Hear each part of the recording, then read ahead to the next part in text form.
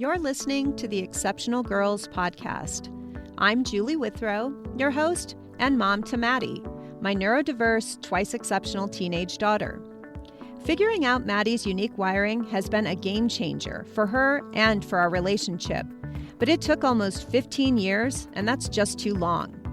I'm on a mission to shorten the learning curve for other families by increasing awareness of neurodiversity in females, who are all too often misdiagnosed, misunderstood, or missed entirely.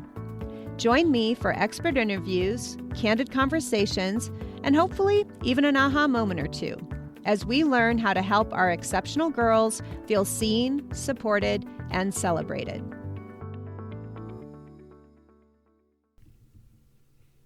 In this episode, you'll hear from Dr. Nicole Tetreault, a neuroscientist, the author of the book Insight into a Bright Mind, a meditation teacher, and an international keynote speaker on neurodiversity, neurodevelopment, creativity, mental health, and wellness.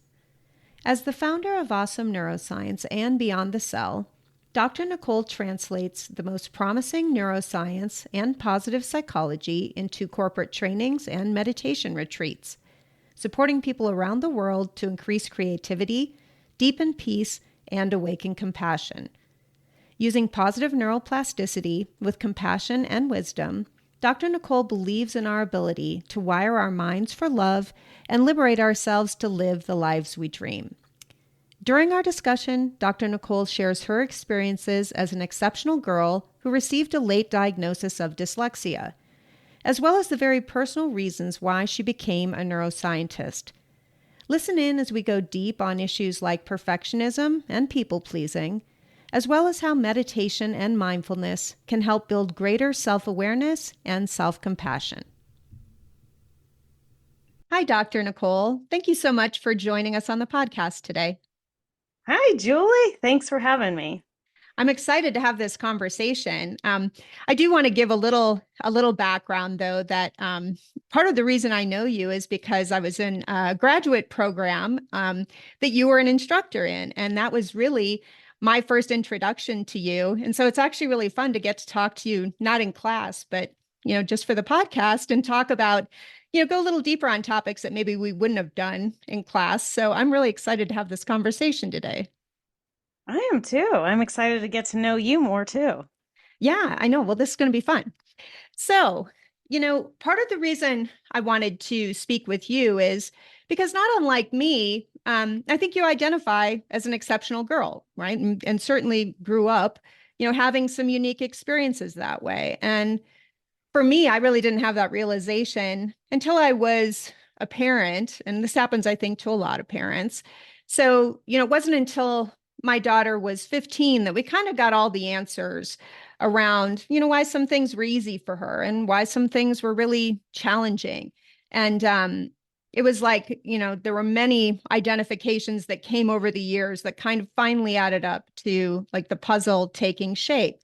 And that's why I started the podcast, really, was because I feel like so often it takes girls far too long to put those puzzle pieces together. So, I want to help raise awareness of what neurodivergence, giftedness, twice exceptionality look like in girls.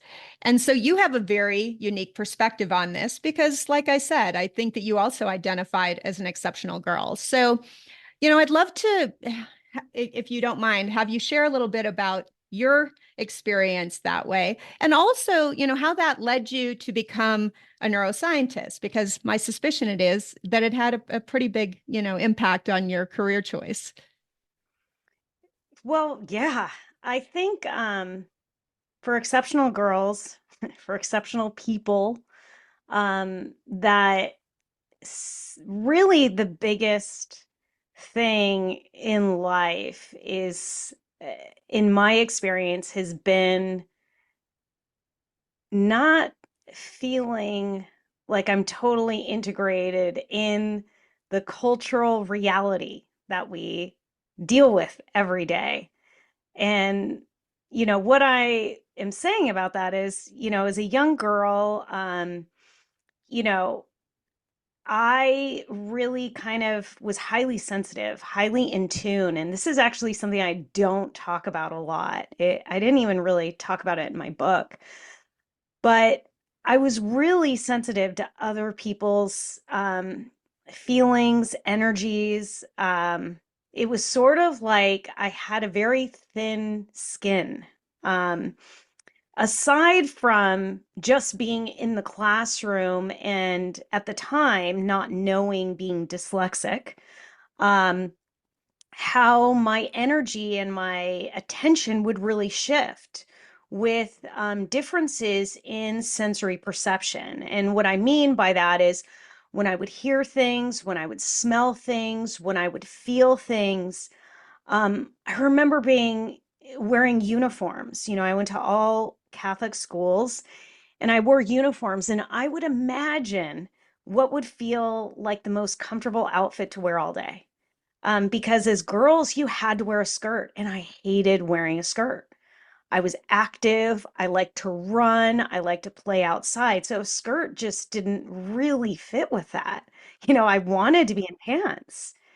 And so there were like just even according to like being dressed, you know, and then you were in these desks that, you know, were kind of hard and cold and, you know, you had to sit still. And I never raised my hand.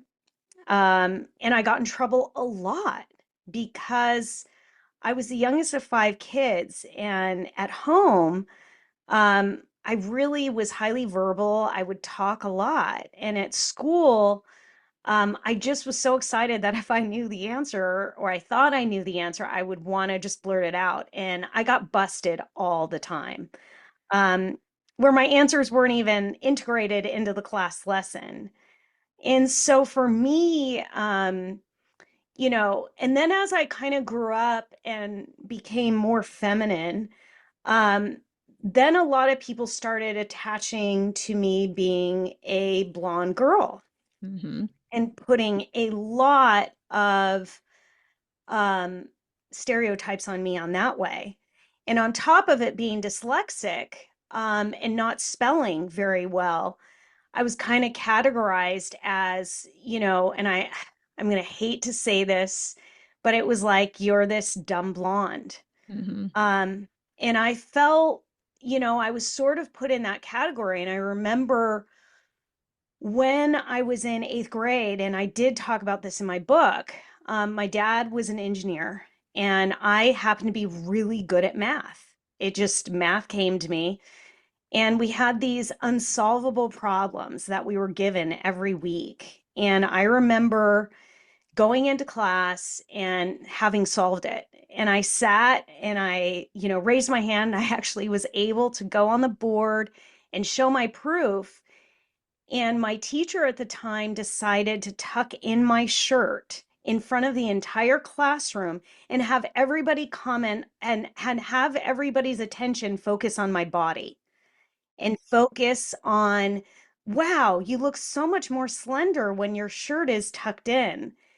And it was like the worst experience of my life because unfortunately, whatever my karma was, I developed very young. And so I was trying to cover that I had breasts. You know, I Hmm. just didn't want that to be something that came into people's awareness.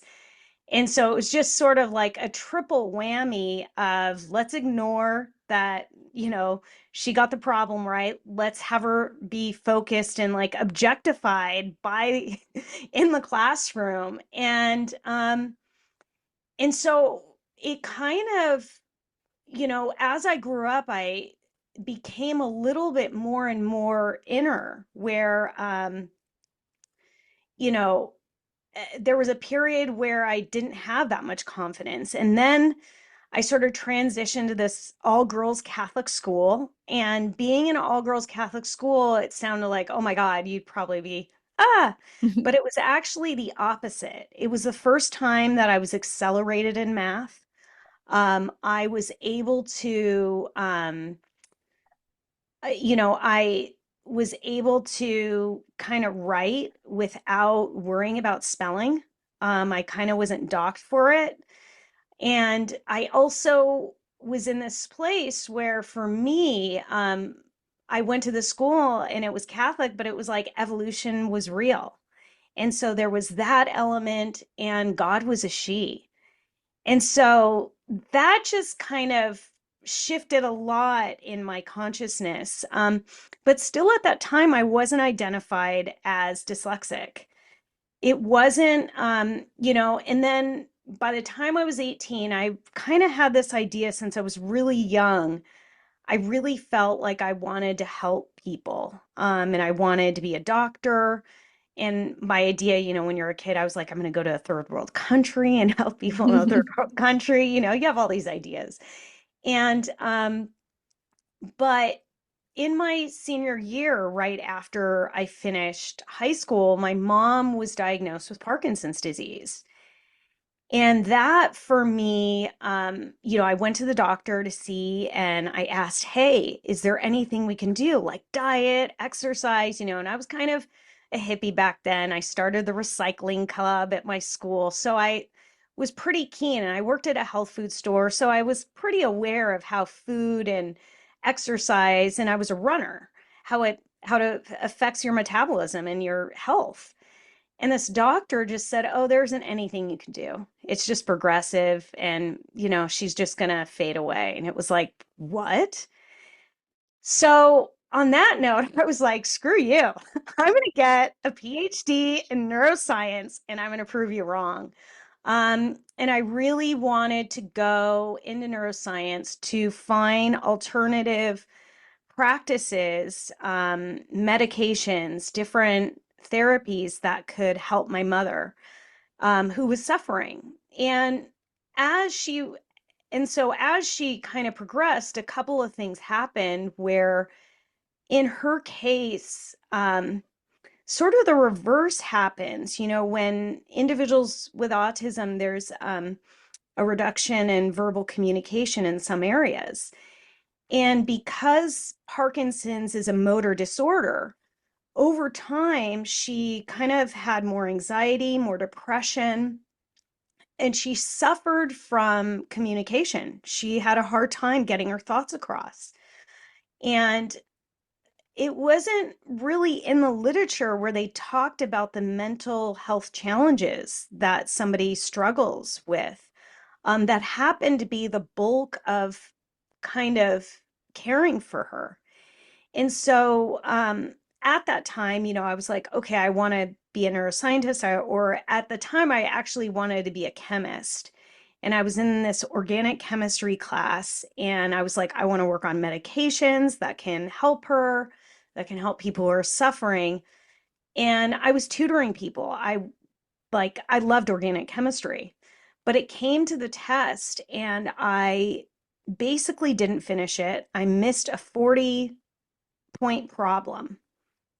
And then I got like a couple of points off somewhere else that had to do with a benzene ring where I, took off a carbon chain and it was like the wrong molecule. And I freaked out. I wanted to drop out of school. I was devastated because I think I got like a 57 or a 53, something like that. And I went to go see the professor. He was like, "Oh, you got better than the class average. You're fine." And I was like, "No, something's wrong." And I remember just crying to my mom on the phone saying, "I just want to drop out. I don't think I could do this." And she goes, "Nicole, you might have dyslexia." And I said, "What?" And then I went to the student counseling services. I got tested, and then bam, I was, in the 99th percentile for verbal recollection and auditory processing. But then, there was this discrepancy in visual processing. And that day changed everything, where all of a sudden, the shame, the ideas that I was stupid, the stories I would tell myself, um, there became an understanding. I have to learn for that different type of brain wiring. That's a great story. And I didn't know that whole story, right? So I think, there's a couple really important pieces of that. I mean, one, just how long it took for you to even know that you were dyslexic, which is kind of what I was opening this whole episode with. That's what I struggle with as a person, as a parent. It can take so long sometimes for people to get the answers that they need. And secondarily, the second point of that is, how much you internalized your experiences, right, and differences because you didn't have that awareness, right? You really didn't know what was going on. And it's a really it's a really poignant story, and exactly why I intuition wise knew I wanted to talk to you, right? Because I know that you can sympathize with this experience, right? Like I feel like why do you think it is? Like my suspicion is, well, dyslexia can be kind of a tricky one anyway. I think a lot of people misunderstand what dyslexia is and isn't.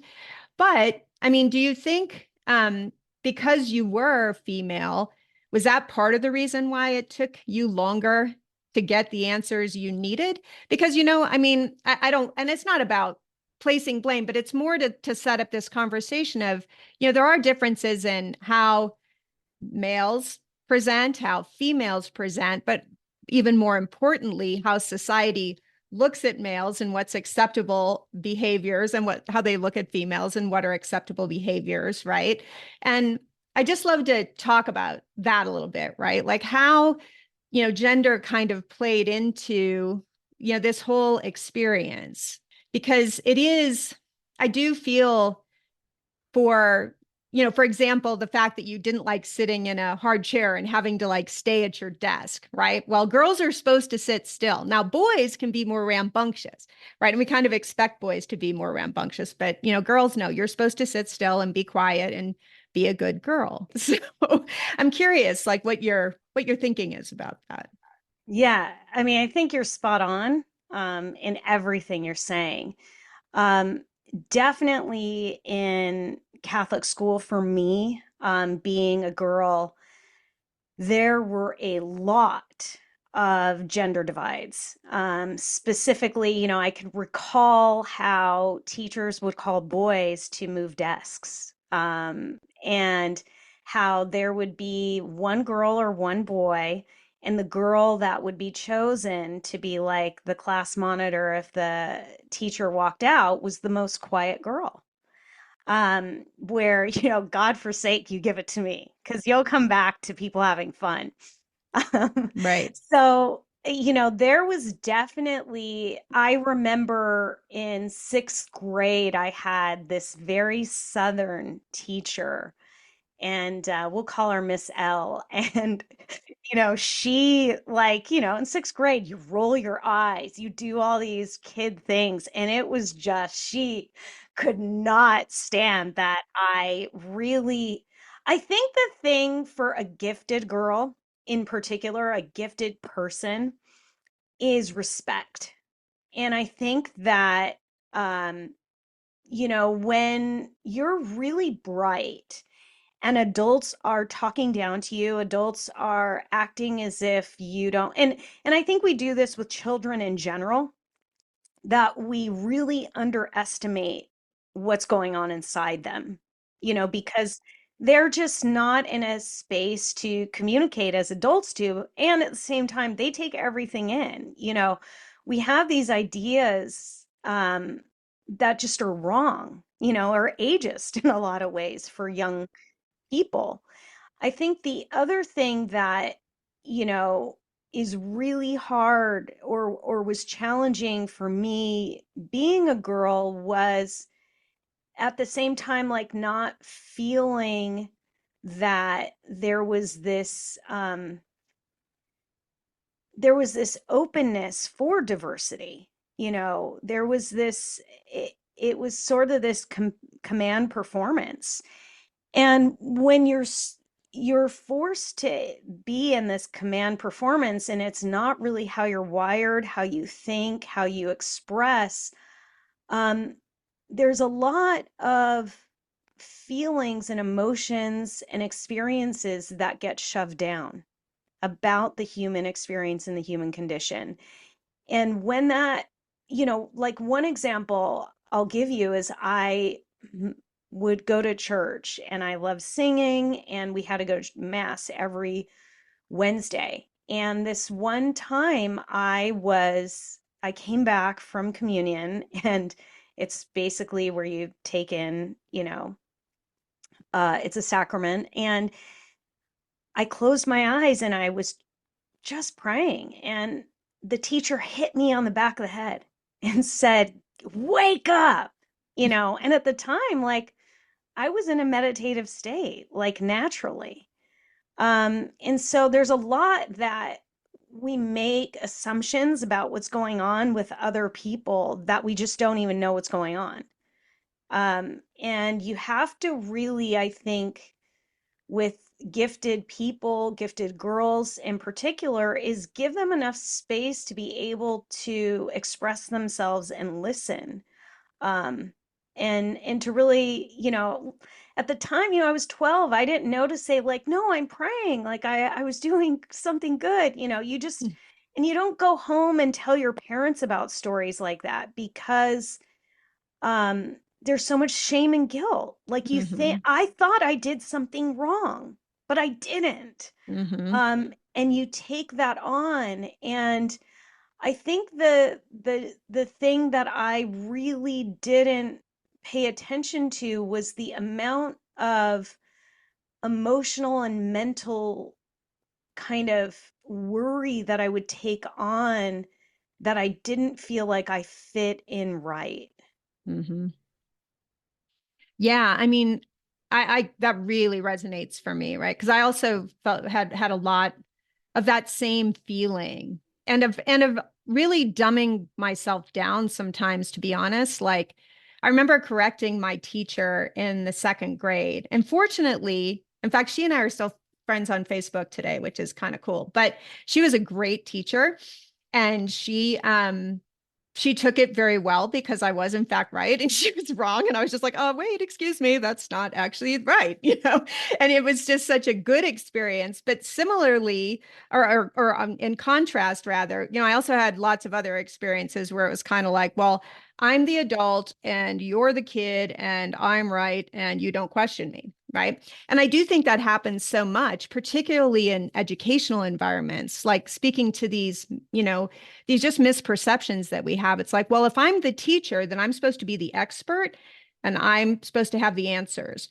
And if you have a child who maybe either knows more than you or who has a different perspective, still valid, but different perspective, I think it makes many teachers uncomfortable because they do have this, perception that they're supposed to be the experts. And I do feel like, unfortunately, disproportionately, the girls are the ones who kind of get, the bad end of the deal on that, because girls in particular, because we have all these societal expectations, really aren't supposed to be questioning things, right?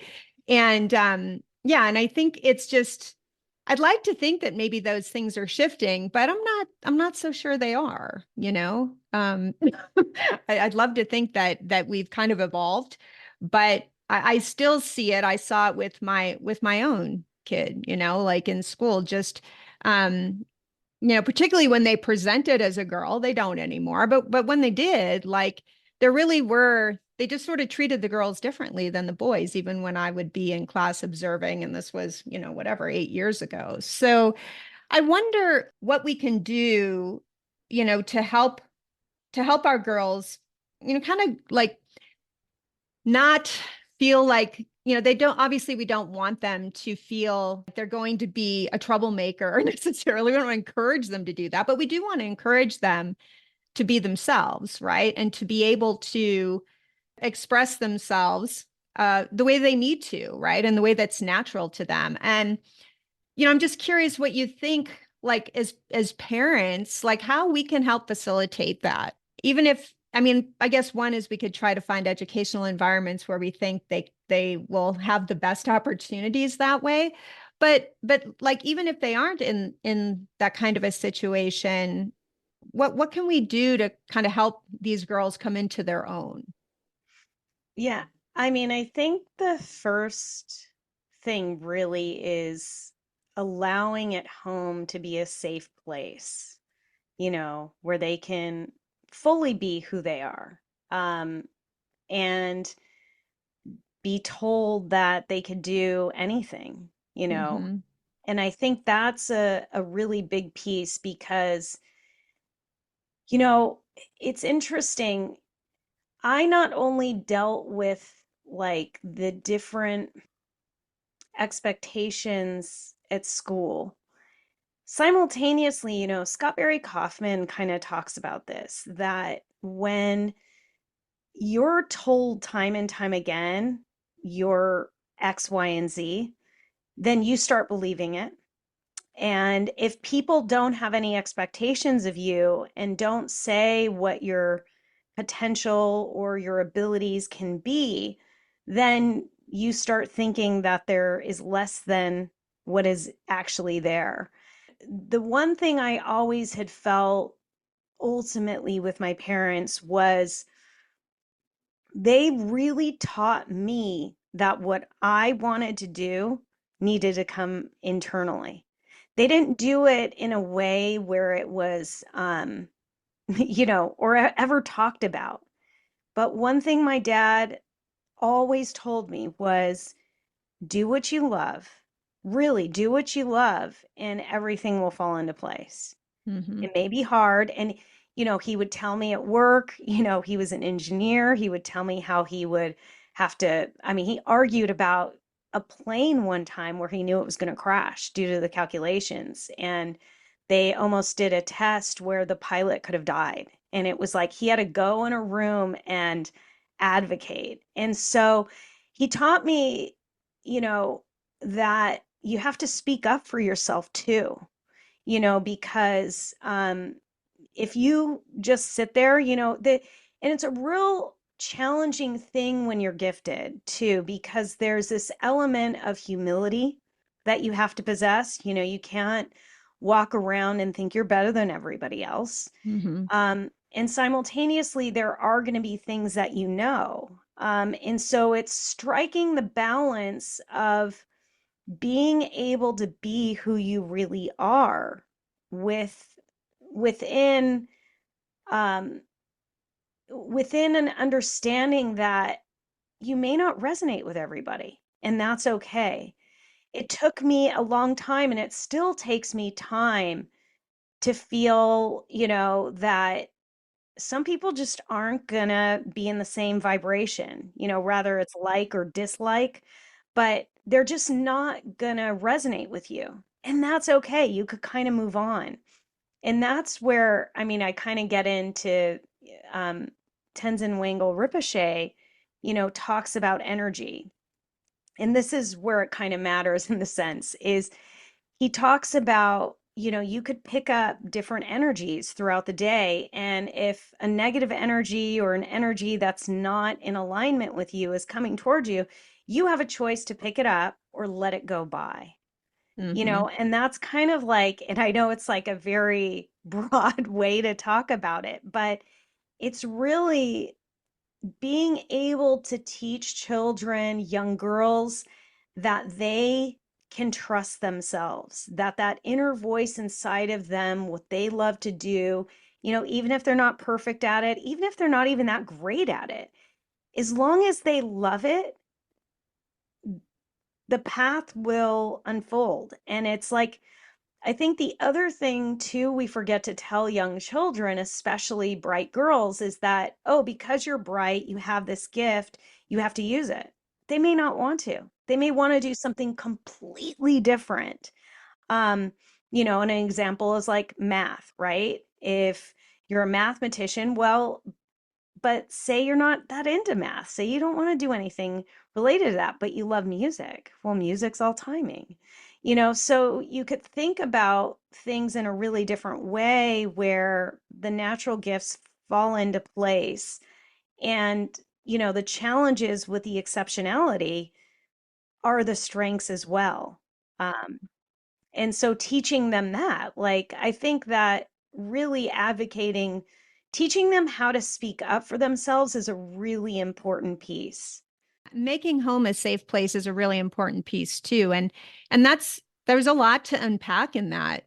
My child was identified gifted first, and I remember feeling one, this immense responsibility as a parent. Like I would have to really enrich this kid and give them all these opportunities and, make sure that they flourished into their full potential. That was one thing I felt. But the second thing I felt was confusion. Like, do I tell them?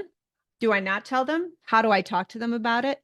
Right? How do we have this conversation? And I was identified gifted as a kid too, but I thought it was kind of a joke just because of how giftedness was treated in schools back then. They basically thought we were smart and we could teach ourselves, so they'd put us in a room and we kind of self-directed, right? But it was so with my kid, there was a lot that came up. But one of the things that you said that I think is so important is that, we really support our kids at home. And this can be controversial, right? Like a lot of parents, they don't want their kids to have a big head, or be too smart or think they're, get like all full of themselves and think they know everything. And I don't necessarily disagree with that, because I think the danger in doing too much of that is maybe the kid has too much of a fixed mindset, right? And they think they're supposed to be good at everything. But I also don't think that, we need to shy away from really reminding our kids of what they're good at and what their strengths are. And like now I have no problem telling my kid that they're really smart, and there's nothing wrong with that, right? But this is kind of a tricky thing, like how to balance that. And but I do think it is really important that we examine our own feelings about this, because it tends to bring up a lot of stuff for us, particularly as parents. And if we didn't get a lot of that when we were kids, it can be hard to know, how to do that, right? But that's one thing you said that I wanted to make sure I wanted to mention, just because I do think it's important that parents really, think about how they're handling those conversations, and is home really a safe place for their kid? Because also a lot of these kids, because they do have to stifle themselves all day at school, they come home and the wheels come off, and the parents kind of get the worst of the kid a lot of the times, I feel like. But really allowing space for that, can be hard, but just having that perspective that a lot of times our kids are not really free to be who they want to be or who they are at school, right? So when they come home, we have to give them that space to do what it is they need to do to, to regulate or whatever that is. The other thing I thought about, though, and it's a question I have for you, I'm going to make it a personal question since we're talking, pretty personally about it, but were you a people pleaser? Because I feel like this is another real challenge with gifted girls, at least. Like for me, I became so sort of addicted to the achievement and the recognition and, all the praise from doing so many things well, right? That I kind of lost myself and what I really did enjoy and didn't enjoy as a result of that. It became all about just sort of performing and really being who people wanted me to be. And I'm just curious if you had a similar experience with that, or I don't know if it sparks anything for you. Yeah, I mean, I think that, you know, the people pleasing definitely was ingrained since I was very young, and I think that it had to do with me being very mellow, Mhm. very calm, that um, I was around a lot of adult information, I think, as a child, and I hung out with adults, I mean, my next door neighbor was I would go visit my neighbors and they were older and Mhm. I really enjoyed it. So there was this definite people pleasing piece of me. And I think it actually, it's funny you're talking about that because it's sort of a pattern that I came across a couple of weeks ago where I realized um, that in graduate school was when I really felt that came out where, I would kind of collaborate on projects and be the one who would be doing more, or, it's kind of like group projects, right, at school. And it's an interesting pattern to come into awareness about because I think there are two pieces of it because I think in our hearts of hearts, we want to be doing good, we want to help others. And at the same time, we have to understand what the intention behind it is. Um, and in really understanding, is this something that I want to do because I feel called to it, or am I doing it because of external factors where I want to be seen in a certain light? Mm-hmm. And I think that's where I, in some instances, that being exceptional and on different wavelengths where truth and honesty, if you're on the autism spectrum, that kind of really helps you out. Mm-hmm. Because you're like, no, I'm not going to do it. I'm doing my Right. thing. In some ways, like the honesty. And I would say that was a feature that I saw. I also learned the people pleasing from my mother. I think it was a behavioral thing. She raised 5 kids. Um, and so I saw that as a behavior of serving and caring and love. I saw it as a way of love. Mm-hmm. And I think that, when we talk about like the elements of anxiety and fear, there are the four modes where you have fight, flight, freeze, flop, slash fawn, Mm-hmm. right? And fawning could be an element where somebody becomes a people pleaser Mm-hmm. and they just are it's what you would call a yes human, right? And so I think that that is definitely something that I still am working through to recognize, really each time that I take an action is, what is the intention behind this? Yeah. Well, that's a really great point. And it's also a really great segue to talk, more about mindfulness, which I know is something that you're really passionate about, right? But yeah, I mean, and that's what it requires. It requires being mindful in that moment, right? Being able to, be present to what's really happening. And I just love for you to talk about that a little bit because I know it's something that you teach. And in fact, we used to do it in our classes at the beginning of class, which I always loved. I think people though get all hung up about meditation and don't know how to do it right and can't do it. I can't meditate. I won't go down the rabbit hole with that, but I'd love to give you an opportunity to talk about mindfulness and how it can really help us both as people who want to be fully present, right, for ourselves, but also as parents for our kids, right? And because I do think, like you said, your mom modeled some of these behaviors, and it starts with us, in so many ways. So, if we have daughters and we're worried about this, well, then we can we got to start with ourselves first. So, I'd love to just give you an opportunity to talk a little bit about mindfulness and how you think it can really help. Yeah, I want to talk about mindfulness. I also want to talk about two things that you said that I think are really important. One is, with our parenting styles, there's so many things that we have to allow when we think about mindfulness is self-forgiveness. Hmm. I have this friend who's a therapist, and she told me this really great story where she was on retreat, and in one session, one person said, "Oh, my parents just told me all I was pretty." And the person was scarred. And then in another session, a person said, "My parents only told me I was smart." And she realized after that, you're just screwed when you're a parent. Well, that's true. Well, oh, believe me. Yeah. In fact, we have a couple episodes where what we're talking about everything I did wrong with my kid, right? And it's like, yeah, no kidding. Yeah, and that's the thing is like my son, he's like, "You told me I was smart my whole life."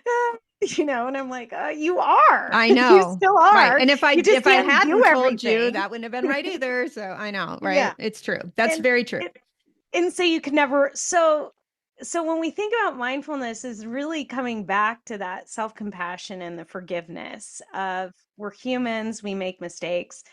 And the other piece is generationally too, we carry genetic components of behaviors from our family that came and manifest in us. Hmm. So we got to give ourselves a little bit of grace about that too. Um, and when we come into mindfulness, for anybody who's like, that's not for me, that's totally fine. This is not a broadcast to tell you to do it.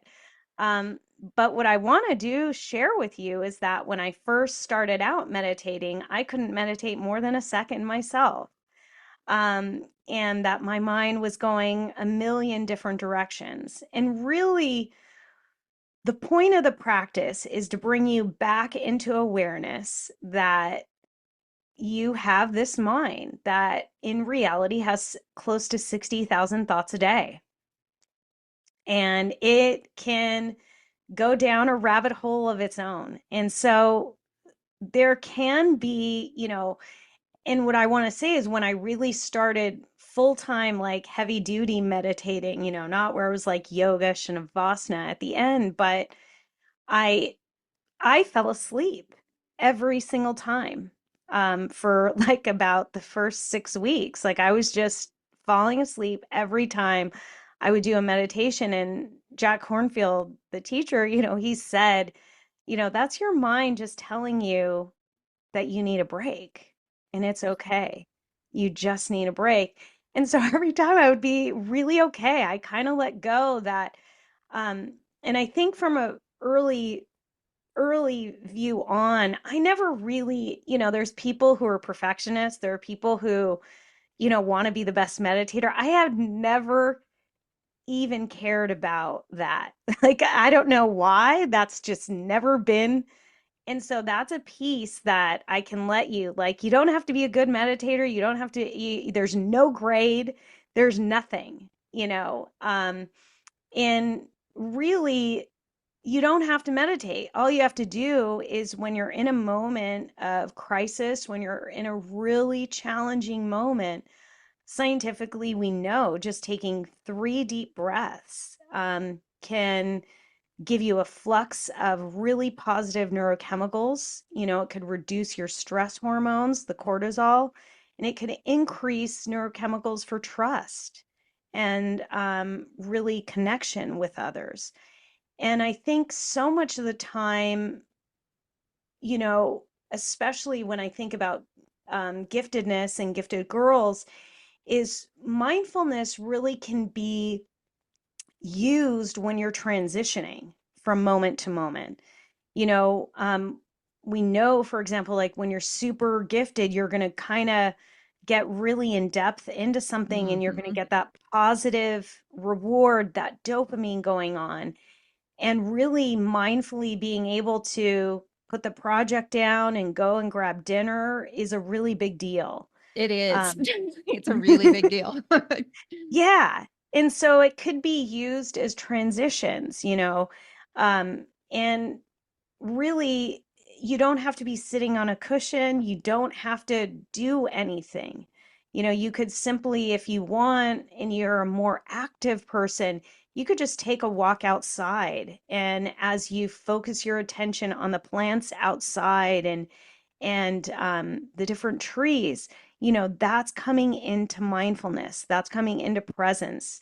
There are these things, and I just described, are called awe walks, where you focus your attention outwards. So you're not so focused on your internal feeling and your internal state, but you're focusing your mind on your surroundings. And as you do that, you come into more presence. So sitting in a park for 20 minutes a day, you don't have to be doing exercise. Just being in a green space reduces your nervous system and allows you to relax more and become in a greater presence. So it's really coming into a practice that matters and matches you. For me, I was a Zen, practitioner, and I still do a lot of Zen meditation, but now much more my practice is I chant. And I love repeating mantra. When we repeat mantra, it actually reduces our fear. It increases connection with others. We kind of feel more in tune with the world. So, there's many different ways you could do it. And so it's not a one all, uh, kind of thing in it, and at the same time, too, to recognize that if a practice isn't working for you, that you have every right to kind of, whenever I teach meditation, if somebody needs to stand up, I want to give them that as an opportunity to be able to do that and take care of their body and their mind. So ultimately, when you enter any of these practices, you have to trust your intuition. And that's really what mindfulness works on. It's helping you calm your nervous system, feel more connected with others. And if you can, just simply, a meta practice is a loving awareness practice. It's also called where you just wish yourself well and you wish others well. Hmm. And when you do that, you have greater connection. So, there's a lot of different flavors you could try that can really support you in your daily life. Yeah. I think that's so important because I do think there is this, I don't know if it's, for perfectionists alone or all people, they have this real heady notion of, this sort of sublime state that they're supposed to achieve, every time they meditate. And as someone who meditates really imperfectly, yeah, that doesn't always happen. I mean, a lot of times I'm spending a lot of time just noticing my thoughts, right? And being like, okay, I noticed that. And I learned this and I remember, really practicing it this way where and it's sort of like what you said before, you can either grab onto a thought or you can just let it go. And, to me, all my thoughts are kind of like I'm like sitting on the beach looking out at the ocean and there are all these boats on the horizon and I can just let them just go out there. I don't have to attach to them. I don't have to have any judgment about it. They can just be out there moving. And it's really, and for me, that was really helpful, right? Because I would have like a million thoughts, like pretty much everybody does, right? But okay, I noticed that and I have no judgment about it. And to your point, there's so many different flavors and varieties. There's guided meditations, there's, just breathing things, there's like, just listening and taking note of all the different things you hear to bring you into presence that I really think I'm glad you gave a lot of those examples. I get that there's this sort of notion that you're going to be like the Dalai Lama or something, it's like it doesn't need to be that, right? It's really just being present. For me, it's being in my body right now, right? And that's been very important for me to kind of reconnect to coming back to this, notion of being very trained to want all this praise and recognition. It's been really instrumental for me to drop back into myself and what do I want, right? And how do I feel about this? And what do I really want to see come out of this? Why am I doing it? Right? Am I doing it just because I want people to like me or to have a certain perception of me? Or is it because I really want to do it? And you can feel this in different places in your body if you can just be present for that, right? So yeah, I'm glad you talked about it. And I know you want to talk about it. And honestly, I don't think we talk about it enough. So I'm really glad that we are talking about it. Um, I want to talk a little bit about perfectionism before we wrap up. I feel like perfectionism is such a challenge. And I don't think it doesn't affect boys or males as well, but I just see it so much in girls and in women. And I know for me, it's been a real challenge. And part of it kind of comes out of that people pleasing. But I wanted to give you a chance to talk about perfectionism a little bit and just, how that really affects our self-perception and like what are some things we can do to help manage that, right? And or help our daughters, if they're struggling with that. Yeah, so before I get into like the definitions of perfectionism, one thing that I want to really acknowledge and offer our girls is the reality that when you are exceptional, you may have these great gifts and then you may have some challenged areas that I think the perfectionism can run even deeper. Um, and I'll share with you, in my own experience, being dyslexic, for me, I would overcompensate, and I would work so hard and diligently to not have any typos, misspellings, and I remember when I was in graduate school, I had one of my professors say, "Oh yeah, you're dyslexic. You have a typo there." And I thought, okay, anybody could have a typo. It's not because I'm dyslexic.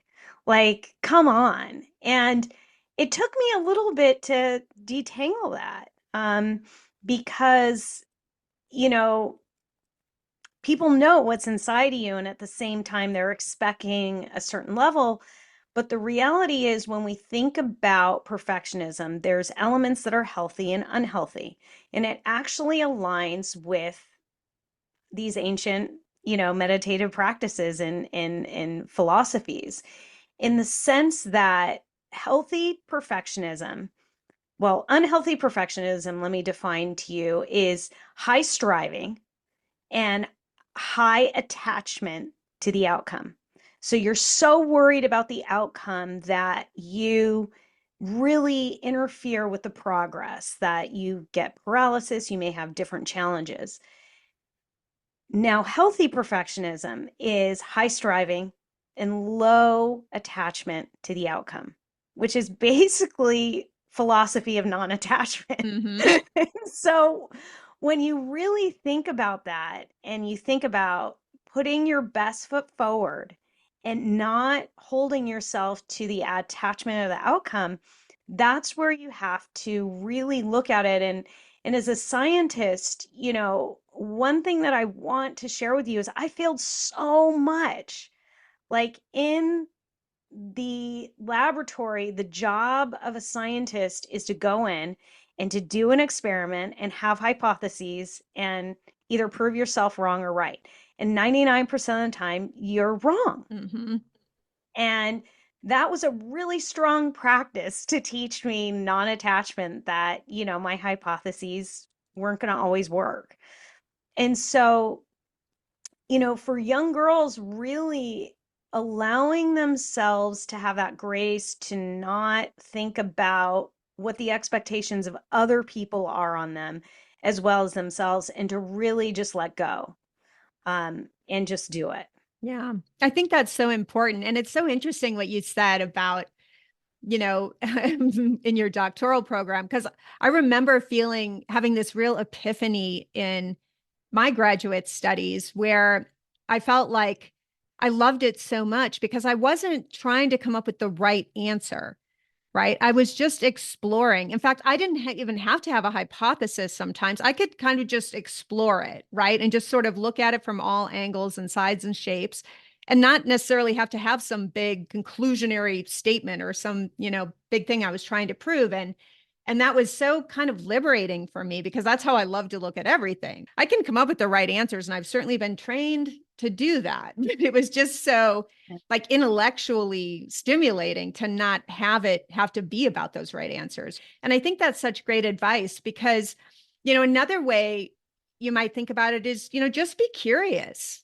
Just be curious all the time. Like, this is one of the simple ways this is like one of my mantras. Like, how can I be curious in this situation? And it's not about, I'm not trying to get to any answer or any outcome, but just, if I'm really curious about this, like, what does that open up? This non-attachment to outcomes, that's something I say a lot.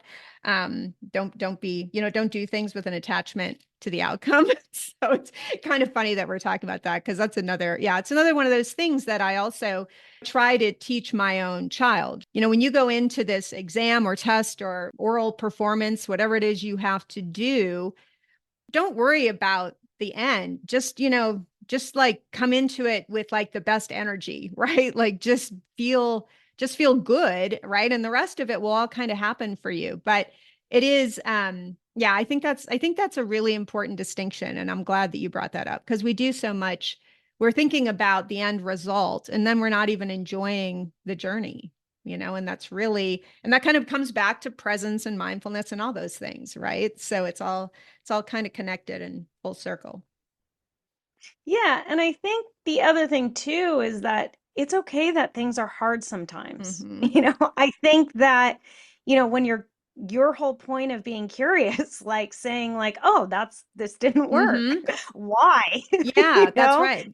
And Yeah. and coming back and being like, "It's okay. It's okay it didn't work. And it's okay that I'm figuring something else out." And that's even a bigger part on our path, like we think we have to know what we're doing all the time. And it's like, where we are in day to day, I mean, we're just, I'm just grateful that I get to breathe and like get to see another sunrise and sunset. Yeah, totally. I mean, I think there is this thing around reframing failure as just feedback, right? And if you can come into it like a scientist, right, which I know you understand, like it doesn't have to be a failure. It's just feedback. Okay, we learned this. Now we can adjust and do this differently, or we can do more of this, do less of this. It's a simple concept. Not that easy to live it all the time, right? But I do think there's definitely something to coming at things as a scientist and just kind of removing, your ego or yourself from the outcome. Just like let it be feedback, right? And then you'll adjust from there. So anyway, this is a fun conversation. I could talk to you for a long time, but I do think we should probably wrap up. So what I ask every guest at the end of our conversation is, if there's one piece of advice that you could give to parents, who really want to help their daughters who are different, right? Their exceptional daughters understand and accept and really embrace who they are, what would that be? Listen, listen to them. I think so much of the time we want to say that we know the answer. All our kids want is to be heard.